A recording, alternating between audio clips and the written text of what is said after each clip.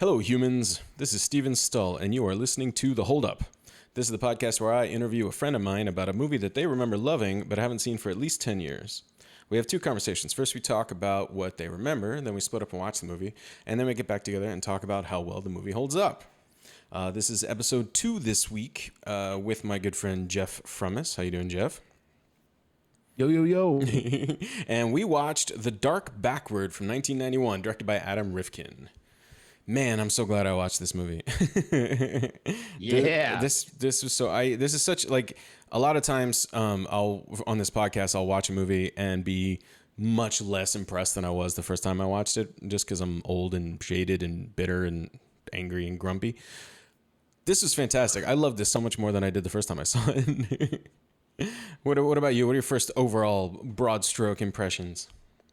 Well, I mean, it's first of all, if I have to say, if there's anything I could say right off the bat, it's that we were admiring, and I still admire, doesn't change anything.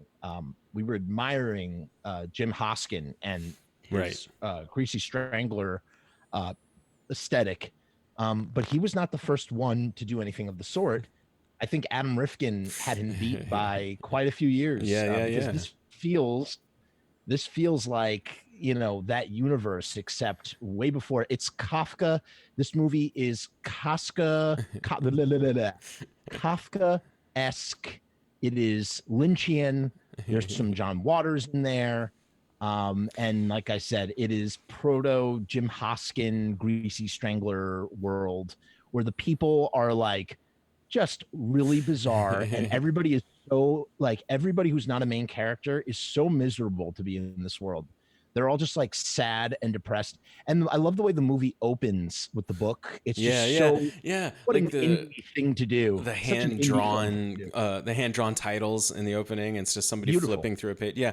I don't want to be misunderstood when I say this, because I love the Greasy Strangler. I love Jim Hoskin. We talked about this last time. I'm a huge fan. There's a certain trait of, I think, Jim Hoskin's world where like everything's bizarre, everything's nuts, but the characters themselves are kind of what's the word I'm looking for? Kind of staid, like they're very they're very like spare in their movements, and this is especially true in Beverly Luff Linn, where the way that people talk is kind of rigid, and I love it, by the way. It's great for the world. I think it's very great for the world. I think one of the big they're characters. They're like I know what you're trying to say. You're at a loss for words, as am I, about maybe it'll be clear in contrast, because in Dark Backward, everybody's very weird. Everybody's very weird, but there's also a lot more like physical movement. It feels a little more organic, like everybody is much more varied in their audio dynamics, and they're moving their bodies around a lot more, and that was just something I noticed as a difference between the two. But yeah, you're right, they're both like, weird confession, I have they come in different flavors, but I have a sensory processing disorder, and it's my particular version is one where I can't tune things out, so like, a buzzing light is going to bug me all day at work or something like that, or I'm always aware of how tight my shoes are or something like that, and because of that, I have like zero tolerance for having residue on my fingers. So, you'll see me, it's weird. If you go out for wings with me or ribs or something like that, I'll pull out a pair of gloves and put them on before I eat my wings, because otherwise that makes a lot of sense to me. It makes me crazy. I'll wash my hands like 4 times that night, and then I still feel like I have stuff on my fingers. Anyway, the reason I bring all this up is that this movie kind of triggered that feeling with me, because it is so gross. It is so gross. It's filthy. I remembered it being dirty, but I had no idea about the scale of it. The detail to grime. That's what I would say. There's a detail to grime that is so over, like every inch of this world is covered in trash. And, one thing I was like, I didn't take notes like I did Feebles. And I just was, like I said, I did this by the seat of my pants to make sure it was done today. So I didn't have time to really write notes. But one thing, I was trying to remember all these things in my mind. I'm glad we're doing this fresh. as you're talking about that what you just said about the grime, they're garbage men, Yeah. and Bill Paxton and Judd Nelson are garbage men, You're gonna and talk about their they're not collection even like scenes? throwing out trash. They're No. not even throwing out trash.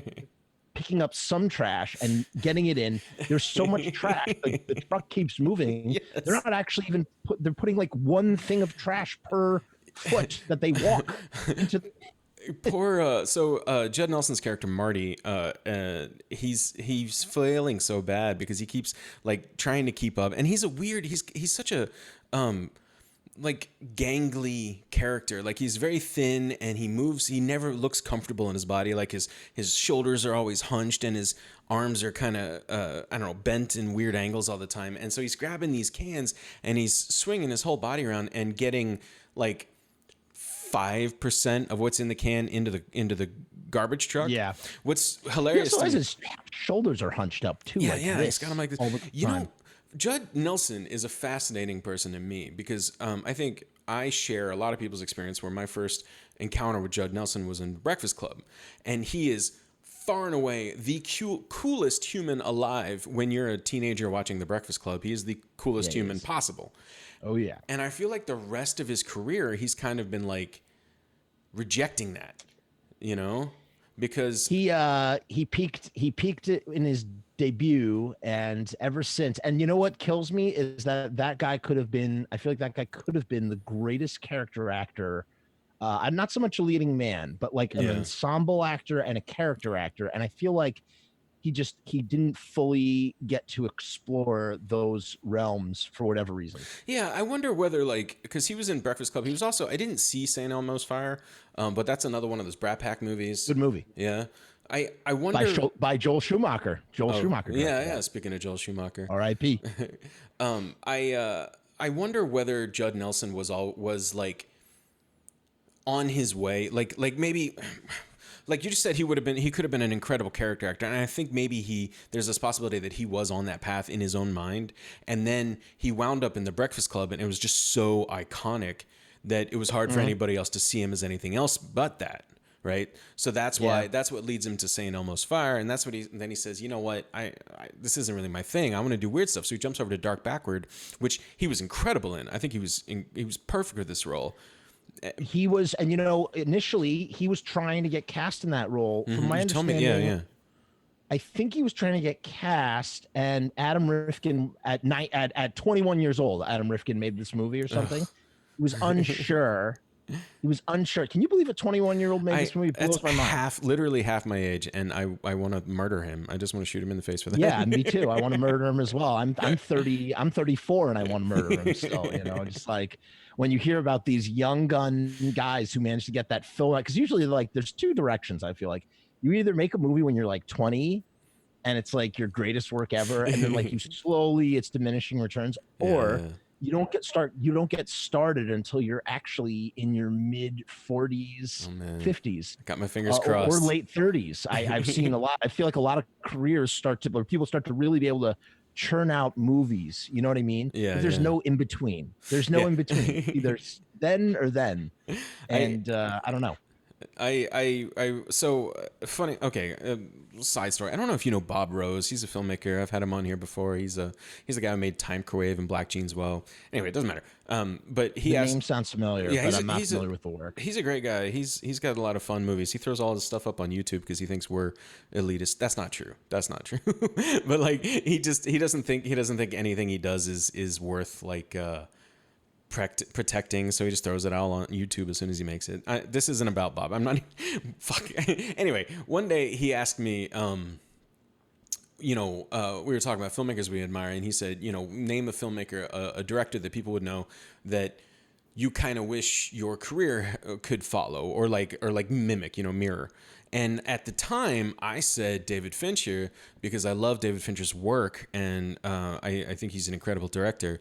But the older I get, the more I realize how that's just basic. Like I'm never going to be at the helm of a Brad Pitt vehicle. It's not going to happen. It's just not in the cards for me at this point. I'm too old and, outside. So then I started thinking, well, you know what? Adam Rifkin. This is a guy who makes weird movies, and he doesn't churn them out. He stays outside the system. He writes movies like we talked about. He wrote Small Soldiers, just to, I guess, kind of stay on the periphery. But then the movies he makes are things like this, and Giuseppe makes a movie, and they're just weird and incredible. And I held on to that thought for about 5 minutes, and then I read that he had written Dark Backward when he was 19, and I thought, oh well, that's not too late for that. Missed that train. Yeah, but I think, listen, and not to make this about you, but I think that, like, I'm not saying this is your problem. I'm saying the problem with, I do the same thing. The problem that we have with, and I say we, I think that's the collective filmmaking consciousness of people trying to make movies.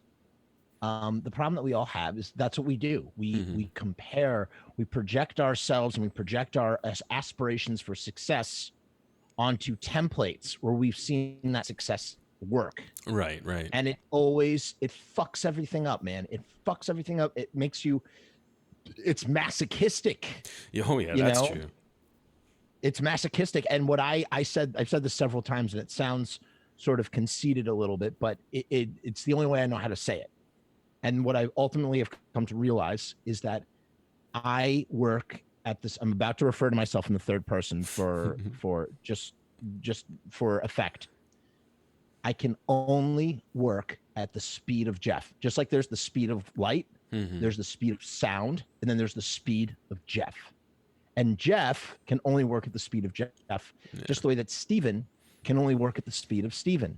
You do the best of what you can do. You just pulled off an incredible feat. You pulled off a film festival digitally online, which is like, there's so many people that could never do that, which, by the way, I wanted to ask real quick, super quick segue. How, everything went well. It was overall, it was a success. It was absolutely incredible. I'm so glad to hear that. There are two big takeaways I had from it. One is that, it was so much more exhausting than I expected it to be, but and that was dumb on me, because like I set up over the 7-day period, I had more than 20 live streaming events scheduled, and so I was talking for hours a day, which I haven't done since. Hurt your throat, man. I haven't done it since I was a teacher almost 2 years ago, and like I spent all last week kind of feeling sick, thinking I had corona. I don't know, who knows what's happening, but that was the first takeaway. Is I didn't really have myself braced, because it's the first time for everything. I didn't know what the hell I was doing, Right. The second thing is, I think I have a very, very clear impression of how the filmmakers enjoyed the festival, because I had so much more involvement with them, since they weren't limited to whoever showed up in Orlando, right? All the Q&As, and we did a secret virtual lounge for everybody and stuff. The only thing that I'm detached from is the audience experience, because I didn't have a way to like just chat with the audience like I normally do. So I have kind of a blind spot. I'm hoping...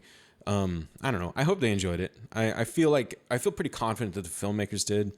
But I next, if I ever, and God, I hope I don't have to, but if I'm ever forced to do something like this again, I got to figure out how to get the audience involved, so that I can see what they're doing. You know what? It was an act of God that you had to, or an act beyond, for those who don't believe in a higher power or a power greater than themselves.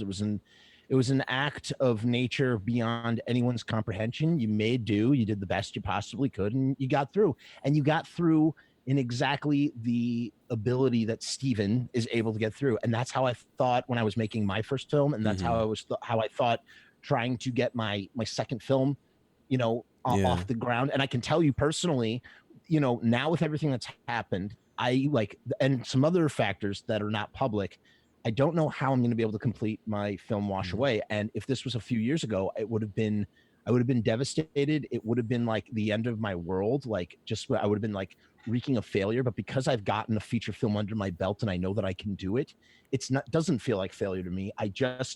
I'm not panicking, because I've been here before. I know what it's like to be in the process and not knowing like how it's going to get completed, but knowing that I need to get to that point. And so I don't know what's going to happen next, but I realized that I can't make the movie that I intended to make.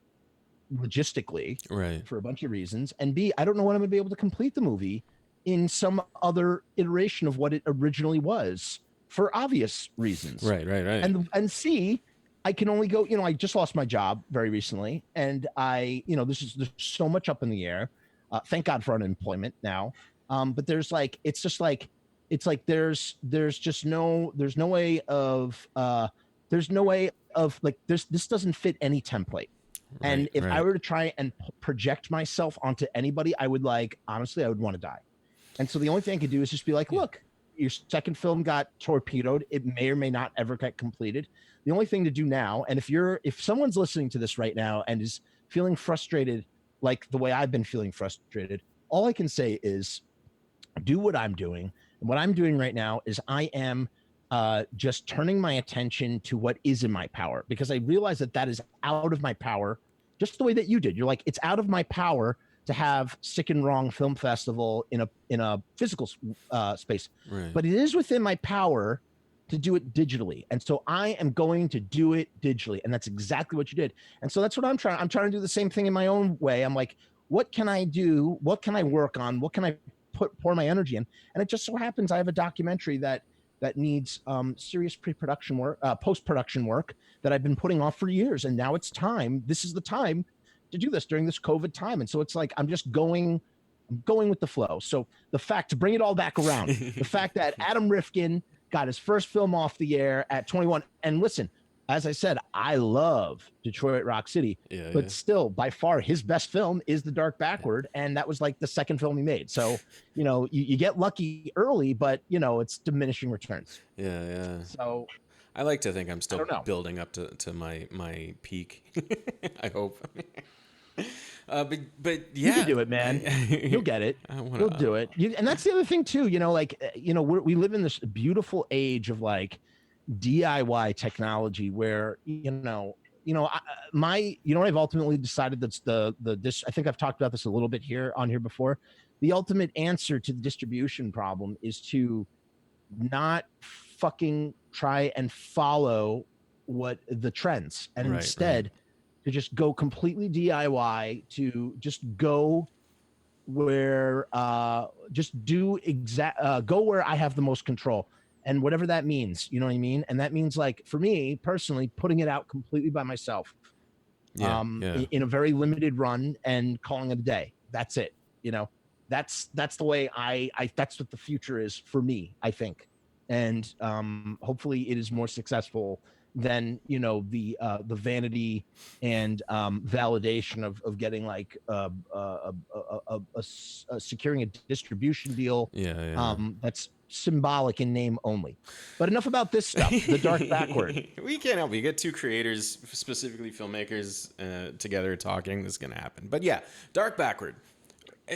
You mentioned this the first time, and you understated it. The production design on this movie is incredible. Like, there's a all right, when young film school dorks try to make a movie and they set it in an apartment, and they set it in like a college guy's apartment, and they think, oh, we'll just shoot it in our apartment, right? And they shoot it, and the set looks, even though it literally is the apartment of a couple college guys, it doesn't look like an apartment of a couple college guys, right? Because we have this idea of what these spaces should look like based on the decades and decades of movies we watched. So you have to, I've realized that if you want your set to look like a real place, you have to really put a bunch of stuff in there, right? I'm going the long way about this. My point is, they filled everything. Every set, every frame is so overfilled with gack, right? Packed. Just packed. Jammed. That one, like, they only did 2 trash collection scenes and I imagine it was a fucking feat to get this one done, because they have this alleyway where this garbage truck, and by the way, it's so hilarious because it's one of those compactor trucks, but it never compacts, so they only have like 2 feet of space to throw stuff in there, and that's why everything just keeps falling back out, But this alleyway is, it's like French Quarter the day after Mardi Gras crammed into one alleyway. There's just so much junk, and trash piled in there. It must have taken, I don't know. I wanted to tell myself, because Bill Pullman, fuck. First time out, I fuck it up. God damn it. Come on. It's the only. I think I'm we're so gonna have to sorry. have a drinking game where you know what? You better bust out a bottle of vodka and you're gonna punish your liver every time I say Bill. that you mistake Bill Pullman for Bill Paxton. Oh, he's doing it. All right. Well, I'm going to fill in the dead air real quick. Okay, he's got There it. we go. I just want to. I'm going to pick up the slack there real quick and just say that also the junkyard that they go to is so. What a junkyard, and it's obviously real. And I have no idea. I was wondering where they just created a garbage world. And remember that thing that I mentioned, and I had remembered, and I didn't remember the exactly how explicit it is. So Bill Paxton, the body. Yeah, he finds a body, but it's the way that he's okay. So the scene is there's a dead girl, dead and naked, yeah, under a bunch of trash, and Bill Pullman sees the body. Oh, you did it! What? You said Pullman. What I do? You said Pullman. You know what? I said it because you said it. I blame you. You take another shot. I don't have any. I only have seltzer here. God. I'm like a Trump supporter. I'm blaming everybody but myself. No. Bill Paxton. Bill Paxton has this look of it looks like shocking horror, but it's not. It's almost, he's like, jackpot. Like he found the ultimate treasure. And then the look on his face, basically Bill Paxton does. We're cursed. Something very morally irreprehensible. Yeah. He takes his tongue and he starts molesting this body with his tongue. God. The expression on his face when he does it is amazing. Straight for the nipple, by the way. Straight for the nipple. Just like, yeah, and he's boom, just like, and then just runs it across her. Like, yeah. Oh my God, it's horrifying. Like, it's the look on his face when he's doing it, where I'm just like, what the fuck? Like, what the fuck? You know what? And he's just relishing it. It's just crazy. So at first, I don't know. At first blush, like I haven't seen this in at least 20 years, right? It's been a fucking forever since I saw this movie. And at first you might think that scene is just kind of like, like gratuitous, but I don't think so.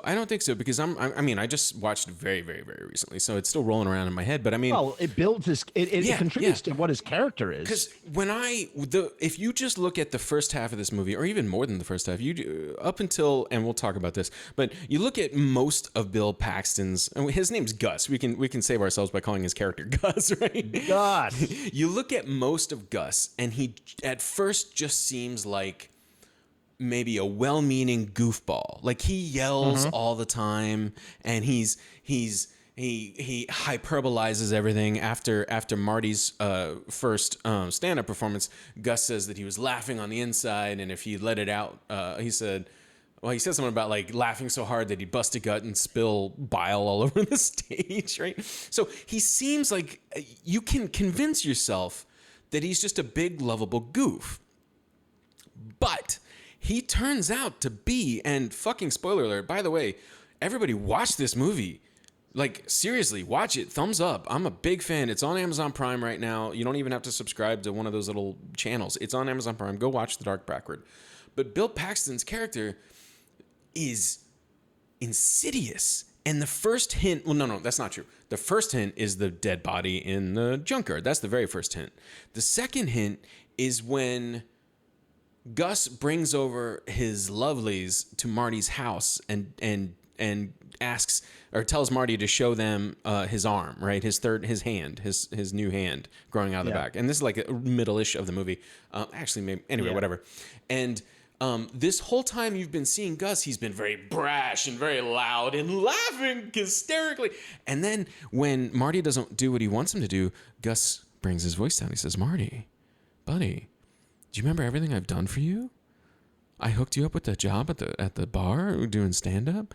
I'm the one. I've been doing things for you since we were yay high."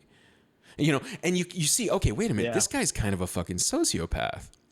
And I think you're right. The incident with the body hints to you what kind of a person this is, because he's inevitably, like, he ends up being Marty's don't know about demise, but certainly Marty's villain, right? Like, No, I don't. You know, I think you're. I don't think. Well, here's the thing. I want to say that this movie, does not. It does not ever go where you think it's going to go. That's true. It's so like it's doesn't. There's nothing predictable about this movie. You think, oh, he grows the arm out of his back, he's going to become really funny. You think like every turn that you think is going to happen. Oh, he's got a girlfriend that really believes in him. They're going to break up and then they're going to get back together. They don't. It's I really not until want to talk Marty. about her story. Sorry. Okay, we'll talk about her story in a minute. I'm gonna jump to the end real quick because the movie ultimately is a metaphor. It's a metaphor for a lot. I want to talk about what the movie is a metaphor for, but I think the ultimate message obviously is two things. First of all, the movie is actually structured like a really long, complicated joke with a very simple, obvious payoff. Like that's what it is. Like, you know, those jokes that take forever to tell, kind of like the ones that Marty Shaggy does. Dog stories. Yeah. Right. And then all of a sudden, and then the turn, the payoff is like one quick sentence. And the payoff is when Marty started to be truthful to himself and tell the truth on stage, which Marty always says. He even says to Wayne Newton, he says, honesty is the best policy. Nice guys finish last, yada, yada, yada. He finally starts to make people laugh. And I thought it was fucking that, like the greatest message. So beautiful. Just like, do what you know, speak from the heart and speak the truth. Speak your truth and you will connect with an audience, which is all Marty wants. He wants to connect with an audience. And the other thing that's interesting is that it's kind of like, it's a metaphor, or it's a commentary on show business and what people think is show business versus what show business actually is, where they're talking about like, oh, I know what comedy is, and they're like, oh, don't you know what pacing is? Isn't it obvious this is pacing? Right, you know, that whole thing. And like, you know, just that sort of stuff. And then there's like integrity, like I'm not going to go to Hollywood without my friend. And then what is, as you said, what is Bill? What does Gus do? By the way, Gus is short for disgusting. He's disgusting. So right? So Gus, I love that. And Marty and Malt. so it's like so it's a metaphor for like being true to who you are, like as an artist, and not trying. And notice how he does this final stand up in his garbage, right? In his garbage jumpsuit instead of his suit, his quote unquote lucky suit. Yeah. Right. And, so it's just like he just does it. Yeah. Go ahead. Oh, I saw this coming just because I remembered enough of the movie. So I had it a little bit wrong last time. When he gets the arm out, it's not that his comic career suddenly takes off. It's just that he suddenly gets the attention of an agent who tries to, but he doesn't get any funnier.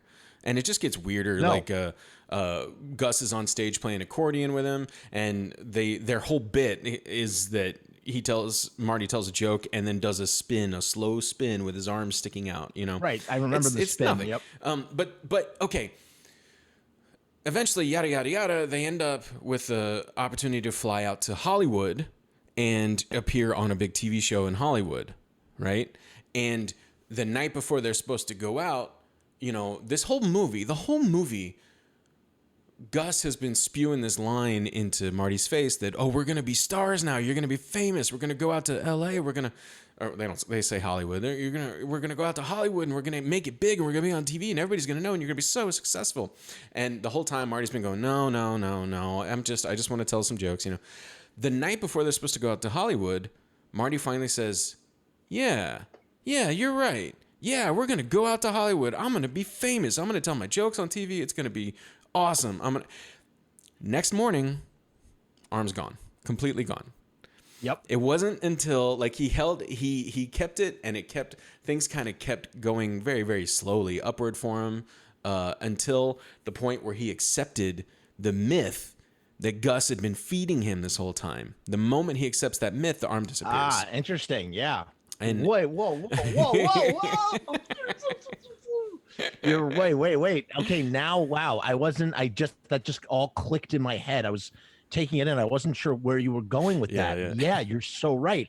it's Gus who's feeding him and Mm-hmm. feeding him and feeding him, and then when Marty finally believes all of it, to the point where he's even in his room spinning around by himself. Right.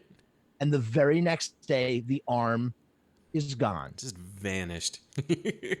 And that's what he gets for believing it. Wow. And and this is what's so interesting about this story is that, like, you could tell it's a first. You could tell so much about this, that this is like It's a very first early writing screenplay. You can tell it's from someone. The dream sequences, I'm guilty of it too. It's like your first film. Got to have a couple dream sequences in there. Just like there's a lot of stuff that make it feel like a first film. And it's one of those movies where, like, I'm watching this, I'm just going, oh my God. First of all, this is super fucking original. It's super unique. And it just makes me want to get out there and write a script just like that. That's what making that movie does. Yeah. I want to get out there. I want to write a script just like that. And I want to shoot it myself. I want to make that movie.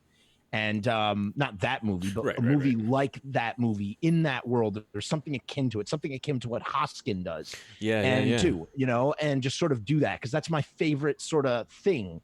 Mm-hmm. And it's just like, I don't know. It's just freaking great. And you just never know where the movie's going to go. You never know what's going to come next. Why don't you talk about, I want to talk about Blum's, but before we talk about Blum's, talk about the beautiful Laura Flynn Boyle, who's covered in crime. Yeah. Poor Rosarita works in the diner. Oh, real fast, just to add a little note to your what you were just saying. I didn't mean to say note because I'm about to say that word again. Damn it. Anyway, just to add onto that, you can tell that this script is not written by somebody who has sat through decades of producers' notes out in Hollywood about saleability and whatever, right? Which is beautiful. It is. It absolutely is. So, at the beginning of the movie, Marty is cohabitating, I believe, because she's in his house. Anyway, he's with a woman named Rosarita, who's a waitress at this diner that he and Gus frequent, and she's played by Laura Flynn Boyle. Tragic woman, just like she's not really interested in his comedy career. She doesn't really care about it. No, she's kind of she's encouraging. You think so? I don't know. I only remember. No, there's that whole scene in the diner. She's the one that's been like encouraging him to go out and do this stuff. His mother is disappointed. His mother is very disappointed. That's for sure. Okay, so she's encouraging. What happens after Marty? His arm grows really fast. It's like one day it's like a bug bite. The next day it's like a carbuncle, and the next day it's a baby hand, and then the next day after that it's a full-grown adult arm hanging out of his back, right? And he shows it to Rosarita, and she naturally, I think, freaks out and leaves, right? She just runs out, and then Marty goes a long time without talking to her. In fact, when Gus and the agent, played by Wayne Newton, what's his name? Jackie Chrome, great name. When they tell him, they want to go talk to her, and he says, "No, nobody go talk to her. Nobody go talk to her." So he distances himself from her, and I'm just running through her story real fast. And then Gus takes it upon himself to go talk to her, and we get probably the only scene that doesn't sit well. It doesn't really age very well, I guess, because Gus goes to Rosarita and comes on to her really strong. Instead of course, he said he was going to put in a word for Marty, but he goes in there just to come. Which feels so weird to me. Like, you're just like, what is he doing? Why is he doing this? Why is he doing this? And we get a scene that is dying in film, which is good, but it's really uncomfortable to watch, where, like, I don't want to sound crass, but like the camera punches into, a chest up shot of the two of them. He's got her pressed up against the fridge, and she's saying, no, no, no, no, no. And he's doing something out of frame. And he's totally, he's penetrating her. Yeah. For sure. And and she says, no, no, no. And then suddenly she grabs him and starts making out with him, and they have sex on the floor there. It's that bit of, like the bit of female physiology that you learn from porn, which is that if you just touch their parts, they'll turn around and like it, right? That's just how it works, right? So not a great scene, really gross scene, really problematic. You're right. I don't want to dismiss it because it is bad, but after this is when I think the character of Rosarita becomes like And I don't mean after this, like this was the catalyst. I just think her portrayal. Anyway, Jesus, get to the point. What do we see from her then? After that, we see her watching Marty on TV because he gets onto a local show first, right? And then, I guess she kind of sees his career taking off from there. And the next thing we see is Marty walks by the diner and he sees her in there crying. Doesn't go in because he's just a scared guy. He's a very scared guy. He doesn't go in. He sees her crying. And then at the end of the movie, after he's been screwed, he goes back to the diner looking for her and she's gone. And the waitress just says, oh, she doesn't work here anymore. And that's the end of it.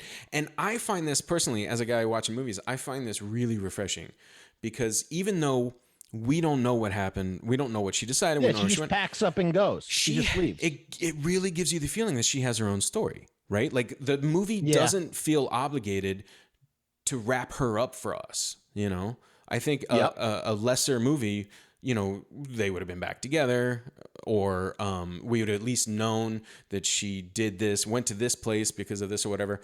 And it's not.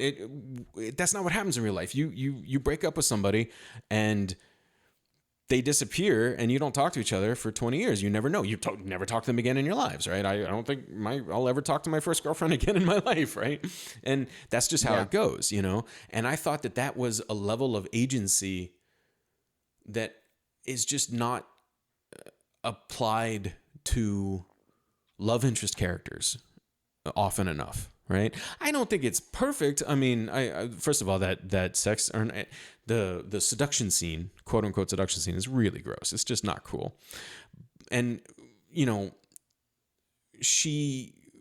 I think but why is she so why is she crying?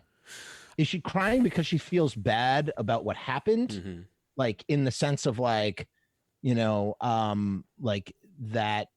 that she had this that he forced himself on her, or like why is she crying? Why is she upset? So my guess is she's crying because of two reasons.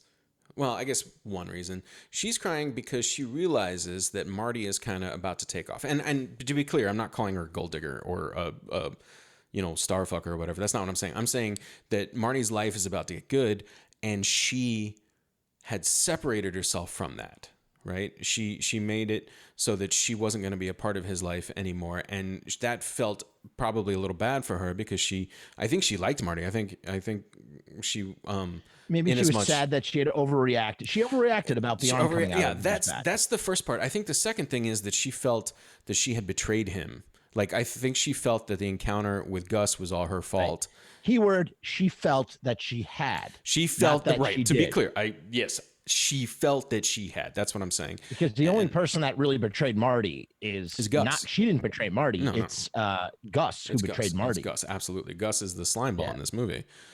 Which is funny because if you told me that Bill Paxton didn't shower once during the filming of this movie, I would believe it because he's disgusting. Let's talk about the chicken for a minute. Oh my God. You warned me about this in the last talk. And I told you. Fuck. So Gus goes over early on. Gus goes over to Marty's house and says, "You got anything to eat?" And pokes around in his fridge. And so I want to say something real fast. Okay. Yeah, it's gnarly. Everything in there is disgusting, right? So I want to do a little side comparison here for a second. We have this movie by Adam Rifkin, and it's got a lot of kind of garish, brightly colored weirdness that you might find in something like a Terry Gilliam movie or something like that, right? Uh-huh. However, every scene of this movie, if it showed up in a Terry Gilliam movie, it would be some kind of nightmare sequence, right? It would be, and yet that's the entire movie in this case. Like it's this kind of, everything is grim and gross. Like it's not just that there's a plate of chicken in the fridge that's gone bad. There's 100 things in that fridge, and they're all rotten and awful looking. Every wall is stained and smeared with shit. Every alley is laden with trash. Every building is smoke scarred and beaten down. everything in this movie. Great descriptors, by the way. It's just all nightmarish from top to bottom. It's relentless. You know, everybody in the clubs is just dripping flop sweat. I think one of the weirdest moments in this whole movie, really jarring, is the first time we see Marty telling jokes.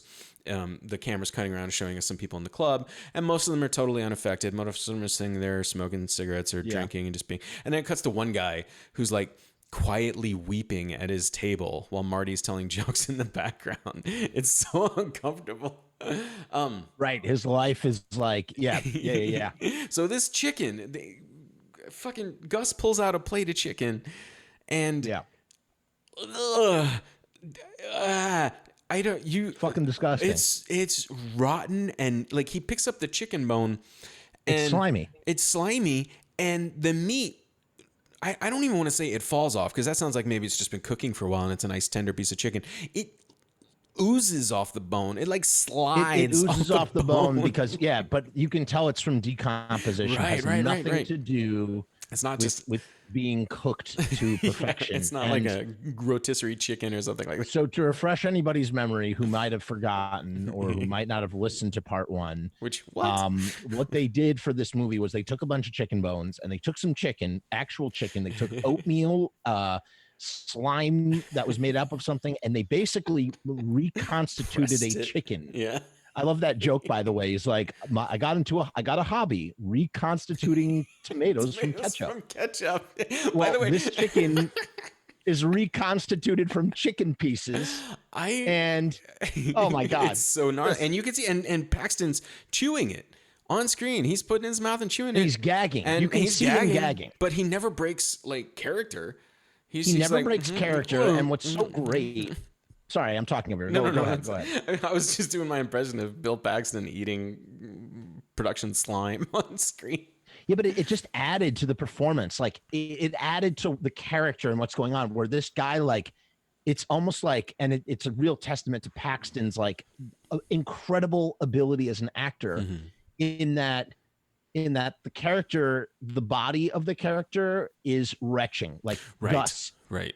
Gus's body is retching at what he eats, but as we know from the other scene with the dog food, he talks about the dog food in castor oil. Oh man, with chives and minced mussels or minced clams on top and clam sauce. Yeah, and that he eats like he prides himself on being able to eat anything, and therefore the character of Gus is like, I'm going to eat this and I'm feeling okay about eating this, even if my body is going to physically retch. Like Gus's body, not Bill Paxton's body, Gus's body is going, Gus, this is a no-go, Gus, this is not going down.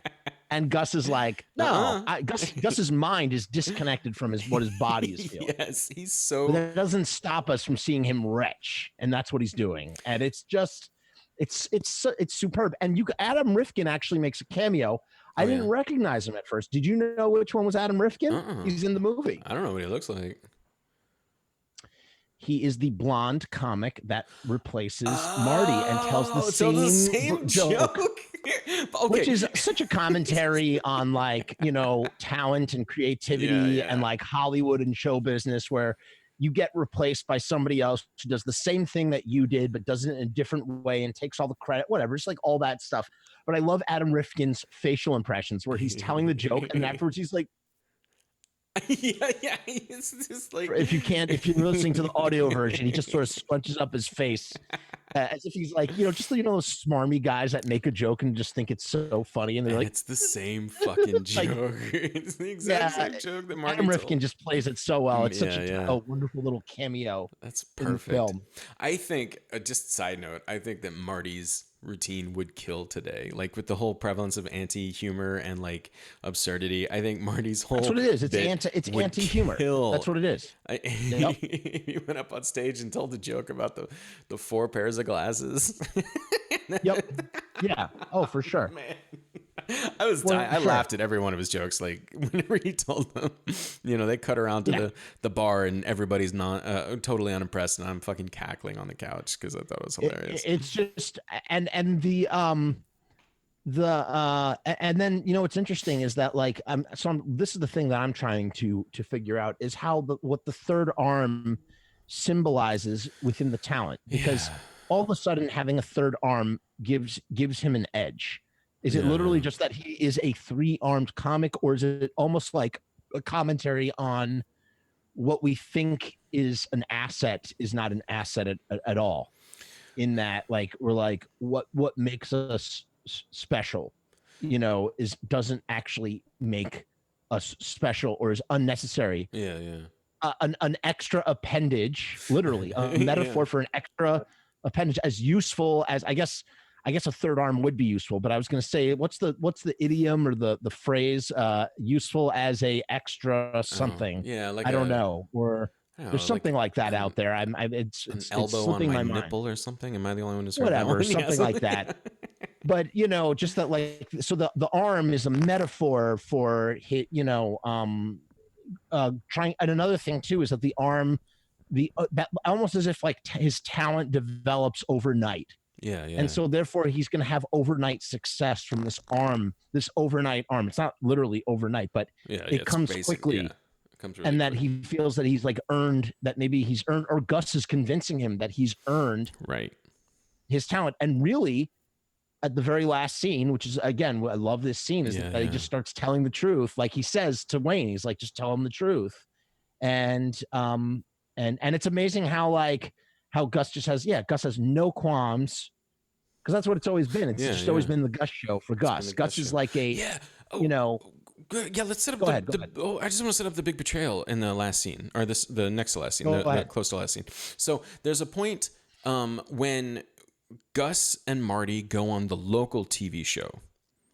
There is a Hollywood agent who pops up, and played by Rob Lowe. And I kind of want to talk to you about this in a minute. But like, there's this Hollywood agent that pops up and says, we want to bring Marty over onto our famous TV show out in Hollywood. And Marty and Gus are like, yeah, this is great. And the Rob Lowe says, no, you misunderstand. We want Marty. Accordion players are a dime a dozen. And that's something that comes up several times as people keep talking about, like Wayne Newton talks about it, Rob Lowe talks about it, somebody on the phone talks about it. Like, accordion players are they're everywhere. You don't need them, right? And that's an interesting setup for what happens at the end. But anyway, so when Rob Lowe says that, Marty says, no, definitely not. No, I'm not going without Gus. I'm not going without Gus. I refuse. And Wayne Newton, Jackie Chrome, is saying, what are you kidding? No, we'll go out there, you build a name, maybe you get a little bigger, then we bring Gus back out and catch him up. But Marty's having none of it. Marty says, no, I'm not going without Gus. And Rob Lowe says, all right, finally, sure. Or he finally says, all right, fine. Bring them both. Doesn't matter. Fine. And then he leaves. Okay. So fast forward to the end of the movie. Like I said, the night before, the day of the Hollywood, the day they're supposed to fly out to Hollywood, Marty wakes up and his arm is gone. So, there's a bit of slapstick with the fake arm, but whatever. They go down to Jackie Chrome's office, and like you said, Jackie Chrome calls the Hollywood agent. Sorry, that's my fault. Go ahead. Marty urges Jackie Chrome to call the agent and tell the truth. So Jackie Chrome calls the agent and he tells the truth. And, we get a really good, like, one-sided phone call, because I hate one-sided phone calls in movies because they're always so unrealistic. It's like, but this one went well. I actually really like them, depending on, well, I'll tell you, I like them as a filmmaker because they're easier to they're so much easier to shoot. Yeah. But yes, you are right. And actually, I wrote one into Wash Away specifically for expositional sort of purposes. But the whole idea was that I don't want to shoot the other side of that conversation. Right. I want to just hear. I don't know. I'm just saying. I think they have their time and their place when they're executed properly. When I say I hate them, I mean that I hate them because of all the bad ones that I've seen. Where Fair like enough. The Bob Very Newhart true. style. But anyway, so Jackie talks to the guy, and then he hangs up the phone. He says, "All right, good news. They said, they booked a slot, and they're going to keep their word. So, but a two-armed comic is unimpressive, so they just want the accordion player." And so this is the exact reverse of earlier, right? So we look at Gus, and Gus has this look on his face, and he's sort of shocked at first, and then he says, "Marty, you hear that? I'm going to Hollywood." And you're like, "Fuck you. fuck Yeah, you, you know. It's the ultimate. I mean, once it happens, you're not surprised, but it's right, something that you're not expecting it. You're not expecting it. right. You're thinking that they look at each other, and you're thinking for a second this is the part of the movie where he lays down his solidarity because he had done it Yeah, once yeah. before for his friend, and that is Nope. not what happens at all. So I'll tell you what my original theory of the movie was, but I no longer believe it because when I watched it, I didn't know about how young Adam Rifkin was when he made it. But I was talking, speaking of sick and wrong, I was talking with a lot of filmmakers over that week, and so many of them have day jobs at like production houses and post houses and things like that, and they spend a lot of time editing and ingesting corporate training videos and TV commercials and shit like that. And then when they go in to make a movie, they end up with something that fits it sick and wrong because they're trying to like exorcise the demons of corporate video making, you know? And I thought originally that this movie might have been something like that, where the filmmaker, the director, had been kind of, and I think I said this last time, where the director had kind of been stuck in Hollywood hell, and this was his refutation of that, right? His stance against it. But now, and so I thought a lot of things. I thought, you know, a lot of that fit the metaphor in my head. Like, for instance, Marty keeps being told that accordion players are unimportant. And then at the end, it turns out the accordion player is the guy who gets the big Hollywood deal, you know? And I feel like that's a message that comes down to filmmakers is like Hollywood wants originality. That's what they'll say. They say they want new thinkers and new filmmakers and new voices. And then, you know, for instance, we get fucking Miller and Lord get handed a Star Wars movie and then have to be kicked off it because they're not making a stamped, you know, Kathleen Kennedy. You're talking about the Han Solo movie? I think that was the one. I don't remember. I never saw it. Man. I just knew that like when I read that Kathleen Kennedy and the Star Wars people were upset with the direction Miller and Lord were taking it, I thought, guys, have you seen anything they've done? These are the Clone High dudes. They're not going to make A New Hope Part 7, right? Anyway, whatever. So that's what I was thinking is that here's a filmmaker who's been told, you know, yeah, we want fresh new voices. Now make it sound like every other movie we've ever made, you know? And I thought maybe that the dirty world was kind of a metaphor because I've been out to LA and it's a lot grosser than it looks like in the movies. I remember working on this project. I keep hearing that. I seriously, dude, I don't want to like, I ideologically, I stand with the houseless. I think it's a fucked up thing that there are more empty houses in this country than there are houseless people. But it was a real shock to me coming out of film school and going out to LA and like PAing on a shoot in an alleyway, and there's like a dude living in this alley, and you can tell where his shit wall is because this is where he poops because this is where all the shit is smeared on the wall, and I'm dragging cables through there, you know, and like, yikes. It's, you know, I don't want to mix conversations right now, but it's pretty fucking gross.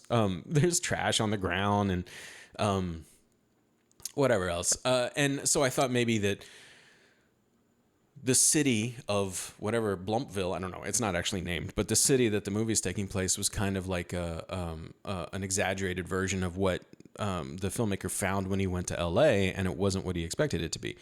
But the big wrench in all this is that the filmmaker was a fucking kid when he made this movie. You know, he's not hard bitten. He hasn't been in the corporate editing trenches for 20 years, you know? So I don't know. I wonder whether this has got to just be something spawned from his head. And I wonder, I would never ask him. I feel like it's better to live with the mystery, but I'm curious what metaphor other people see in this movie. Well, that's the thing. I think here's the thing. And I'll speak from my own experience in that I found a lot of metaphor and symbolism and sort of things after I've shot movies. And like, I find it in the edit. I don't or I find it, or I'm writing, I just start writing and I don't, I start writing and I don't really know where it's going. And I get to the end and it just, and things start to come out of the writing. You can read into stuff. You can read into sort of things. And so I feel like he just started at page 1 and wrote until he got all the way to the end and wanted to try and be as different as possible from all the other films that he had seen up until that point. and came out with something super original, untainted. As you just said, you didn't spend 20 years reading screenwriting books and like, because there's definitely there is a community, a healthy, vibrant screenwriting community that is, and I see it on Facebook all the time, and they are dedicated to rules. Yeah. Nothing wrong with those rules. I'm not saying there's anything wrong with rules, but they're dedicated to rules. Some of them are dedicated to rules and formulas, proven time and time again, or there's a reason for these things, and there are these enlightened responses and answers that go so beyond my comprehension or my ability. Like, if I wrote something and so it was like, well, your rising action is here, and then it's sort of blah, blah, blah. Why did you do that? And I'd be like, is this your I don't plot know. point I did number that because two? it just felt like the right thing to do at the time, Right. Like, and I feel this kind of like, that's where, that's like the unfiltered creative mind is what that movie is. Yeah. And it's just not, there's nobody told them, no, you can't have a second act that ends. Or where is the second act? It doesn't exist in this movie. And you can kind of feel that a little bit in the running time. It's a 100-minute movie, It's definitely a little self-indulgent. It could definitely be tightened up in some places, but like, it's like, where do you tighten something up? What is and is not valid in this film? I don't really know, because I would say it's more art than it is commerce. Yeah. There's nothing business oriented about this movie. It exists because it is art. Yeah. Expressing something.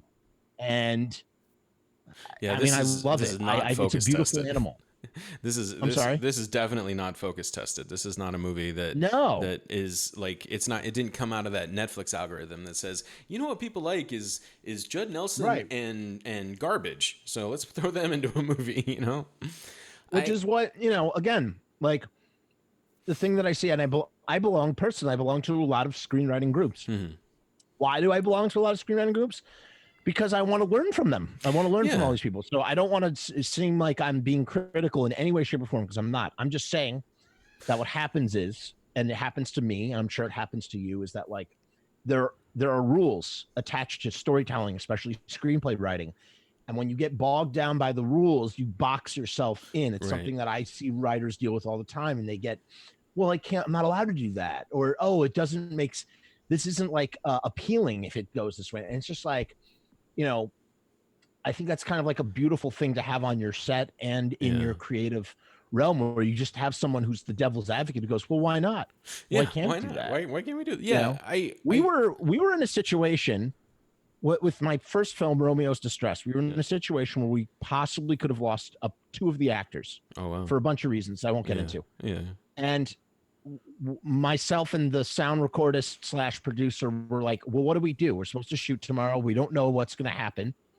And so we were like, we have to have a plan B, so that no matter what happens, we're going to come out of this day with something to add to our movie. Right. So we have a complete movie. And you know what we honestly came up with? I know this sounds fucking insane, but we really were going to do it if it had gone this way. We just decided that we would simply recast the actors with black actors. Both are white, and we simply would have recast the roles to be black and not explain why. just gone about the business. I'm sorry. You mean like you mean like not starting over? No, not starting okay. at all. That you literally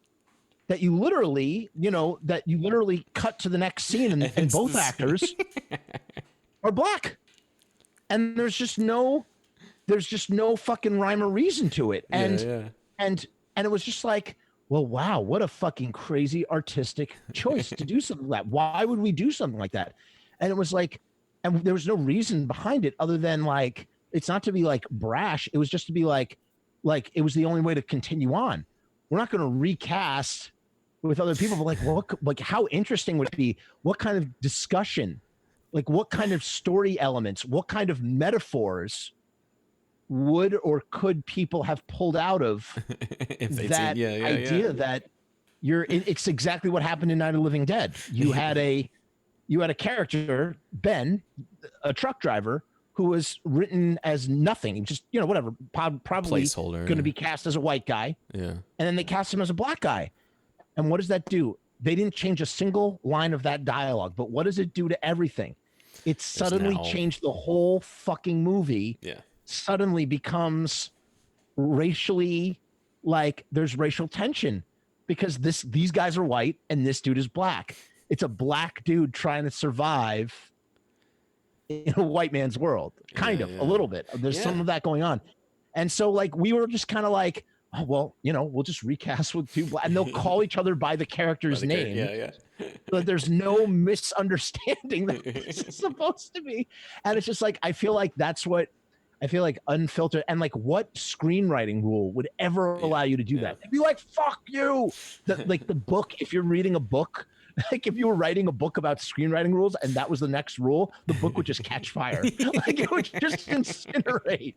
Like you're not allowed to do that. Right. You know, and that's what I think, like, kind of like the logic of like writing the dark backward is, in the sense of like, I'm just never going to do what I'm supposed to do and try and, you know, I don't want to even call it subversive because I don't think it's subverting expectations in any way. I don't think he was like, well, normally this is what would happen in this act, so I'm going to do this instead. I think he was just like, that's just the story. Just flying by. That's just the story. You know? I feel like this is almost adjacent to outsider art, right? Because it obeys so little of the conventions, you know. So on the topic of how to write stuff, I think I feel similarly to you, where I don't really know, you know, I just anyway, there's a writer, a novel writer who I adore. I think I've read everything he's ever written. I've read 3 of his books 6 times a piece. I'm a big fan. And I listened to a long conversation he had about writing, and he was giving out some advice and things like that. Not advice like he's saying this is what you should do. He made it very clear at every step, hey, this is what I do. This is what I do, you know? And one of the things he said was that he finds it absolutely necessary to know the theme before he starts writing his story, because and this makes perfect sense to me, because the theme helps you answer questions. Like when you get characters to a certain point and you don't know what they should do next, you know, should they go this way? Should they go that way? Should they do this? Whatever. Having the theme gives you something you can lean back on and say, okay, well, I need to reinforce this point, and therefore the only way to reinforce this point is for them to do this, right? And I think his books are incredible. I love his books. But I actually really like that. That's a really interesting idea. I think it's a great. The thing is, it's utterly alien to me. Like I could never, like nothing I've ever. Now I have never written anything as long as a novel, but everything I've written, the themes just came from, like, just kind of boiled up from whatever the characters do. Find the themes secondary. I don't know about you. I find the themes secondary. I pull them out of the writing, and then I start to like edge them. I go, okay, well, this is what's actually going on, and then, like, you know, it kind of push my way. And I got to tell you, I think I kind of did that with Wash Away, and that's kind of like why it took so long to finish the screenplay. I was trying to write within a theme, and to be honest, and maybe again, just like writing a screenplay period, like it's a muscle. Once you write that first screenplay, it becomes much easier to write screenplays. But the very first time I tried to do it, it took me a year to like really fucking finish it and like do it, like get through a solid draft. Personally, it took me a long time. And the second time I did it, it took me a few months, like not even. It was so quick. So I think like it's like a muscle maybe. And maybe if I were to try to write by a theme again, it would be effortless compared to. Yeah. But I'm like you, dude. I read into the theme after I've written. I'll go, oh yeah, that's what's going on in the story. And then you kind of bring that out. You bring it out more. You can it's kind of like a backwards way to do it maybe. But I think maybe that's the more organic way to do it. I wonder if it's like I think there's like an artist's trick where you like draw but you don't look at it or something like that. I don't know. I don't want to sound too woo-woo or anything like that, but I wonder whether not going in with a plan is a more effective way to pull what's buried like in your brain, you know? I don't know.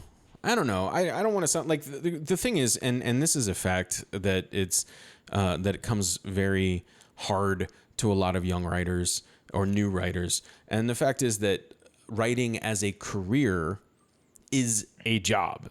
you know, like it doesn't, Yeah. you know, it's easy to say that you're a writer when you haven't written anything, you know, and you buy all these books about writing and you read all these articles about how to get agents and stuff like that. And the question comes down to, well, what'd you write? Oh, I'm still working on it. I'm almost ready to start putting words to paper. And the truth is, the cold, bloodless truth of the world is that if you are not putting words on paper, you're not writing. That's the only thing that matters. So I understand the need to develop tools to make that happen. And for this writer, you know, his job is to sell books or to write books, and that's how he feeds his family. And so for that reason, he has to have something. He cannot afford to say, I don't know what happens next in the story, I'll walk away from it for 6 months. He doesn't have that luxury. So he has to create these tools to say, okay, I need to know what happened. I need to know how to figure out everything that happens. And I appreciate that. And I wonder whether the things that I've written, which everything I've written has been on spec, basically, right? Like, not that I've sold it, but like I've written it just on my own as the ideas came to me. Right. And I don't think either mode of writing is better, definitely. In fact, I think if one of those modes was better, it'd be his, because he's the one who's paying his bills that way, you know? But yeah, I think the stuff that I'm writing probably has a more accurate reflection of the stuff that's buried in my wiring. You know, I don't know. Maybe I'm just talking out of my ass right now. I don't know. But I do it all the time. I don't know. Like watching Dark Backward, if I had to put money, I don't think the odds are steep. I think the odds are pretty close to even. But if I had to put money down on whether Adam Rifkin knew what this movie was capital A about, I don't think he did while he was writing it. No, he figured that out afterwards. He was like, writing. He was like, I want to have a screenplay. He did the same thing when he wrote Never on a Tuesday or whatever. Mm-hmm. He said, do you have a screenplay? And because they didn't like Dark Backward. And he's like, oh yeah, I'll have something else. And he pulled it. he wrote it in like 48 hours, which is always the success story you hear. Yeah, I had to write it in a few hours. I had to write it in a week, you know, and you just sort of, you push it out of you. And the part that you don't hear is all the rails you have to snort to make that happen. Yeah, right. Or a lot of coffee or something. You know? But listen, when you have when you have a story, you know, when you have a story inside of you, you just like it sometimes it just writes itself, you know. And it's funny, I have like 5 like that like the story is pretty much all good to go, and I just like have not sat down and just bashed them out, you know, and I really need to just do that. Yeah. I want to switch tracks on you and talk. The one thing we have not discussed, I'm trying to think if there's anything pressing we haven't discussed. There was a tiny little thing I want to talk about, but go ahead, please. Okay, before we get to your tiny little thing, bookmark it for 1 second. Yeah. Blumps. Let's talk about Blumps. There's so much to talk about Blumps. The same sign, squeezable you can tell. Bacon. Blumps squeezable bacon, lemon scented suppositories. Man-made ham. Weasel, something like weasel jam. Weasel-roni. Yeah, that's what it was. Pig Newtons. You know, beautiful. This is like my favorite part of the movie. I talked about this last time about fake brands and fake branding for your films. I've done this for my films, and I just love doing this. It's such a creative, fun thing to do. It adds such a layer of story. It really makes your world feel more immersive. Yeah. And you tell such great care. I saw such tender, loving care put into this. Every frame is an opportunity to have something with Blumps on it. And they really go everything. The world is owned, as Adam Rifkin has said. He's like, I wanted to create a world that was owned by this one company, and it's owned by Blumps. And so you have the same sign. Yeah, you could tell they just painted over the lady. They painted over the sign over, and any chance they got, they stuck this sign in. And you know what else they did? That Tom and Jerry cartoon. Oh, that was could tell was made in-house. That was not a Tom and Jerry cartoon. They made that, and that is, I think that's almost, it's got to be pre-Itchy and Scratchy, because 91. The Simpsons appeared on Tracy Ullman in 1989. Mm-hmm. And I don't know when the first Itchy and Scratchy, maybe it could have been concurrent, because God, now I got to Google that. When was the first Itchy and Well, Scratchy. it's interesting to me because there's nothing kind of cutesified about it like you'd see in Itchy and Scratchy. There's a cat is chasing a mouse, and then the cat grabs a butcher knife and hacks the mouse in half, and the mouse's guts are falling out, right? And then a dog brings a fucking shotgun and shoots the cat in the face, and his brains splatter on the back. And this is in black and white on an old bulbous, like not even a 90s TV, but like an old 40s TV. This black and white scrolling CRT, you know. And the first one is November 20th, 1988. So it definitely predates.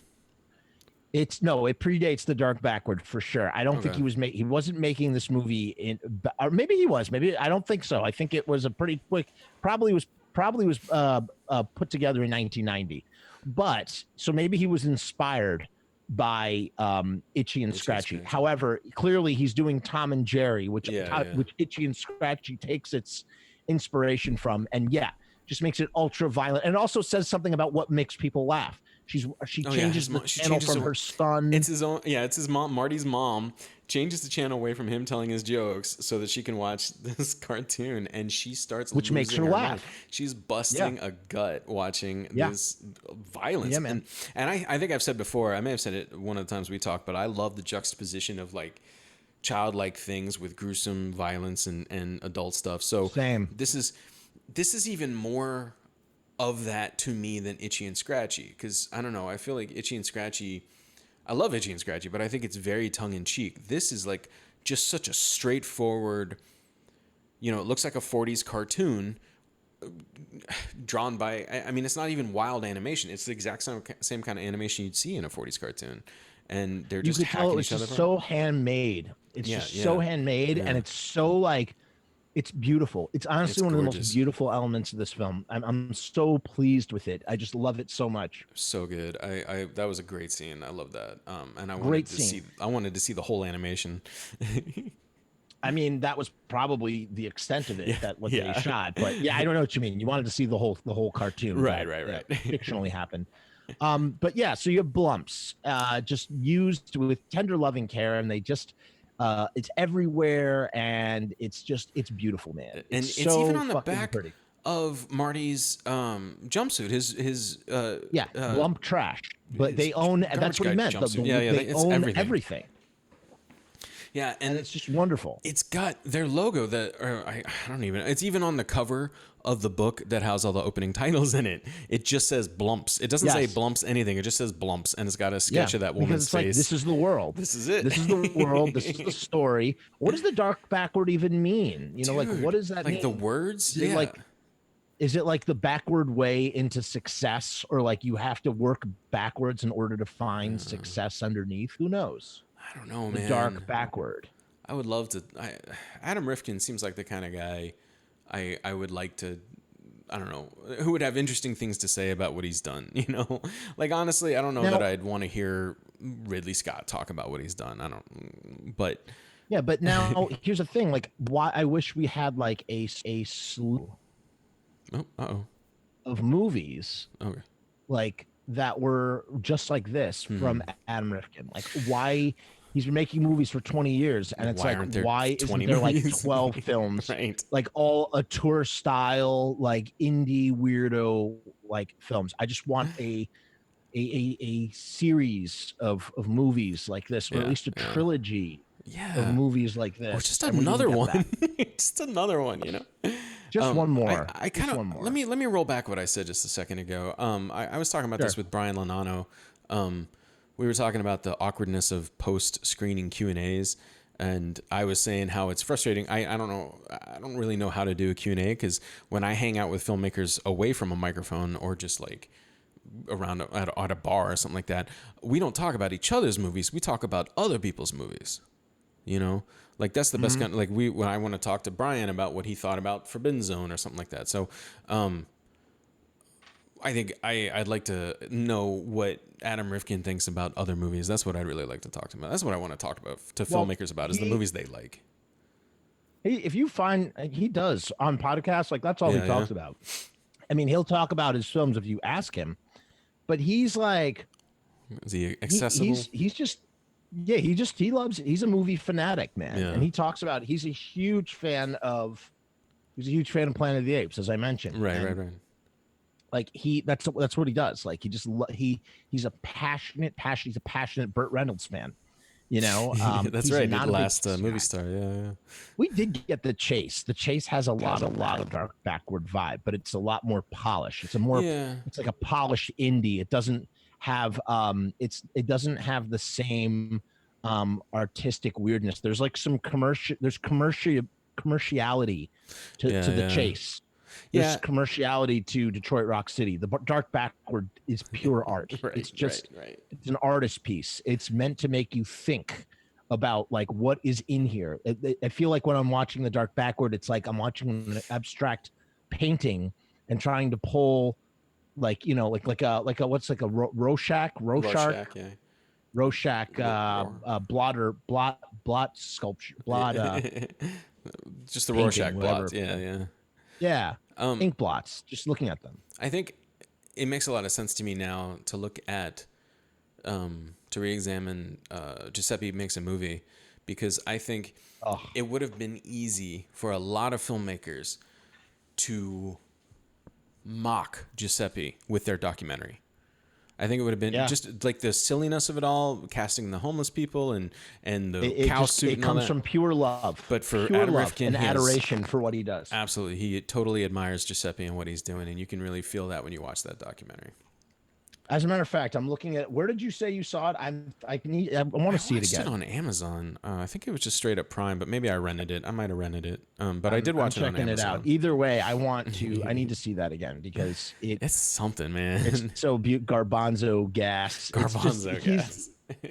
And he's like a vegetarian or something, and only eats like. Are you talking about Giuseppe? Yeah, he said he eats like a block of tofu, a can of sardines, and some drink, some kind of drink, like I don't know, I don't remember. Like, it's an interesting dude. Yeah, strange guy. Like, and I think it would have been Prime. It would have been so easy to make a finger pointing freak show documentary about this guy, but Adam Rifkin didn't do that. Adam Rifkin, he did not exploit his friend. Exactly. Who, by the way, he directed this guy in Detroit Rock City. Yeah. Which I guess I need to watch. So, if I'm complaining about not having having never seen Detroit Rock City? I have not. Yeah, I know. Oh my God. So I'm looking at you like a freak. I know. No, dude, gotta see that movie. Oh my God. Listen, you don't have to be, as I said, I am not a Kiss fan at all. Yeah. And I love that movie near and dear to my heart. It's not about Kiss.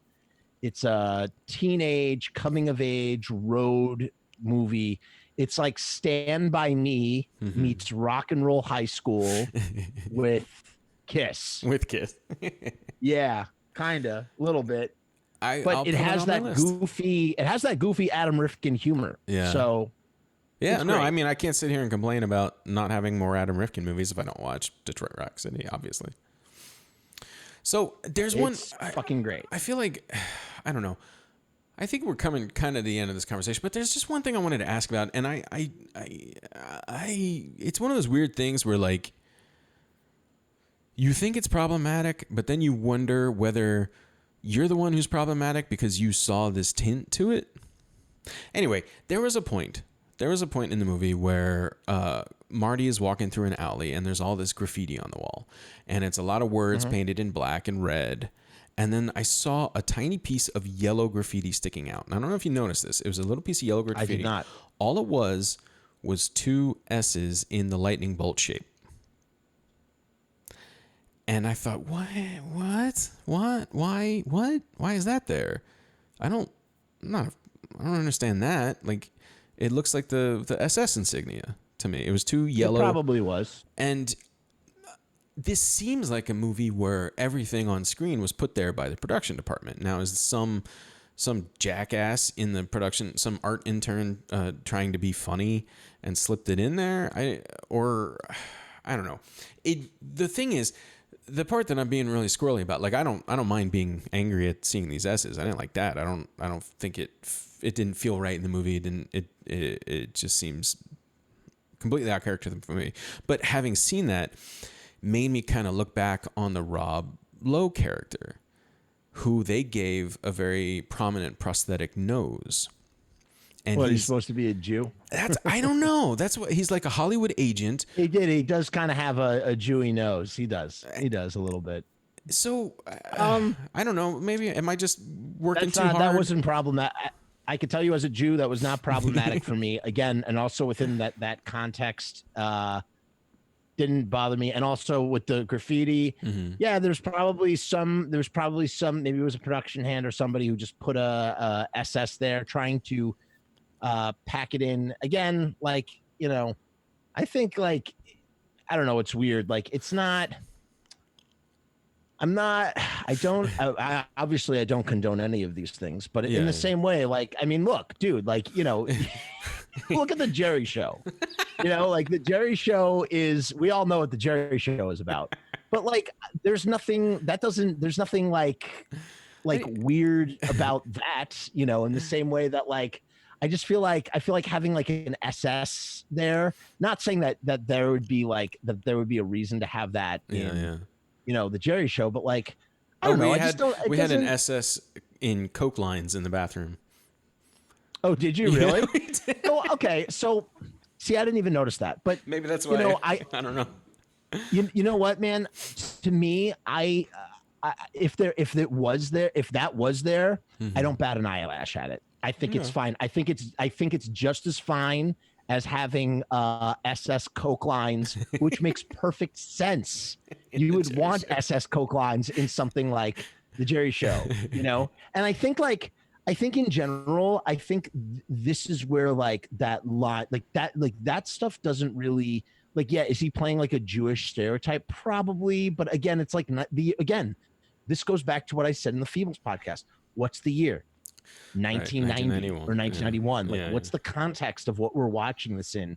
What you know, the sensitivity. It's the same thing. The problematic stuff with the touchy feely, you know, like the problems with what with what Gus is doing to Rosarita. You know what I mean?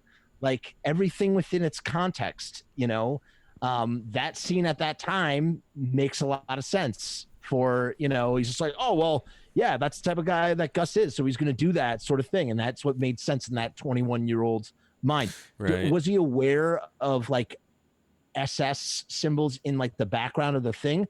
I don't know, but even if he intentionally put that there, what's wrong with it? I don't see any problem with that. I don't know. I mean, I have been hundreds of times accused in my life of overthinking, so I'm happy to walk away from this thinking that I just am reading too much into it. It was a weird thing to see, you know, because I at no point did I feel like this movie was taking place in our world. None, right? There's no references to things. There's no references to like, it's the host of the big show out in Hollywood is totally made up. It's not Jack Parr. It's not, you know, Johnny Carson or something like that. It's just a Derek Delta, you know, and everything is totally alien. And then for me to see just a sliver of something that I recognize from my world, and for it to be something so gross, I don't know. Probably that. You know what? That's why you keyed in on it. I think that's why you keyed in on it. Maybe. Who knows? Yeah. But you know what? In the same way that I don't bat an eyelash on that sort of stuff. It's not like there's swastikas in movies all the time, and it as long as it either makes sense, it makes sense that someone would graffiti that. Yeah. In the same way that you see FAG in my movie. Yeah. In Romeo's Distress, you can see FAG graffitied in the underneath the train station. It's there. Yeah, it's fucking there, bro. And let me take it one step further. Do you know what I did? I wrote in Free Tex Watson. And the reason why I wrote in Free Tex Watson, I wrote that on a fucking pole. I wrote Free Tex Watson, and the reason why is because I wanted to pay tribute to Pink Flamingos. Right. Because that's written by John Waters and Pink Flamingos, and he's one of my fucking idols and heroes. And I never gave much thought as to what that meant. I had no idea who it was when I did it. I really didn't. You know why? Because I fucking detest I detest true crime, Yeah. and I fucking hate that shit. And so I had no idea who Tex Watson was. I wasn't familiar because I'm familiar so much. Well, no, I'm familiar with the Manson story, but it just didn't put two and two together. Yeah. Point is that I suddenly realized that like Tex Watson, how he was like basically he carried out, you know, Right, Manson was the architect, but he carried out the unthinkable, detestable, can't say enough bad words about it, crime against Sharon Tate. Yeah. And I went back into my movie and I actually photoshopped. I did a Photoshop map and I took it out. And so on the side it says it's just a bunch of made up letters now. It says free Mex Moxon or something. But I did not remove the FAG graffiti. It was there before. It was there before I. It was there in the frame before we came. No, it was not added. I didn't even notice until after it was shot. Yeah. I love that set. It's a beautiful set. I'm not going to remove the FAG through Photoshop because it would have been too. It was easy to do Tex Watson because it was a static. Right. Because it's a static frame and I could just do it on one side. I was able to fix it because I was like, there's no way I'm going to glorify Tex Watson in my movie. But there was no way to do the FAG. Yeah. I left it in. I left it in because it made sense to leave it in because that's what would be graffitied underneath the thing. So all these things kind of make sense in the same way that they're SS Coke lines. And I got to look for that next time I watch it. I want to rewatch it. I've been meaning to rewatch it. I only saw it that one time at, I think it was Genre Blast, and laughed my fucking ass off. So I need to rewatch it and look for that. But my point is that I feel like I feel like there's nothing like these things need to be allowed, but they need to be within context. They need to be within their context in the context of graffiti. Yeah, you know, it wouldn't be like I would want to have like the N-word graffitied behind I'd be like, okay, we're not going to have that there. But you know, amongst the obscurity and not catching the word FAG and then having it in the post-production, it's there. It's there. It is what it is.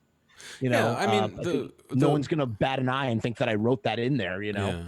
Yeah, that's the thing about graffiti is that like if you have a wall that appears in a movie and you have graffiti on it, the premise is that there are, you know, angry there are young people trying to push buttons, and that's why they spray shit on walls. And what kind of stuff pushes buttons? It's this kind of stuff.